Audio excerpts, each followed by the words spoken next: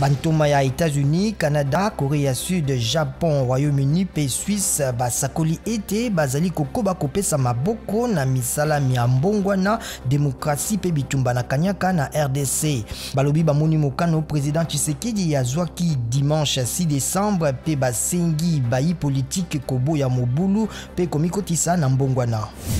Lobi mokolo na mine inde bureau etiamaki mardi ekotala likambo ya mokanda ya bakeli mibeko bazali kosenga bolungu ya Janine Mabunda na batambusi basusu ya Assemblée nationale. Bakeli mibeko nkama mibale na tuku sambo na libwa bazalaki na likita lisalamaki lobi sima na bitumba bingalaki pona mokolo ya mibale na Assemblée nationale.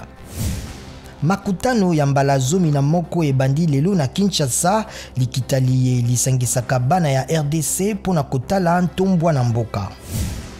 Cour suprême ebwakisi bosenga ya Donald Trump na maponami na eta ya Pennsylvania.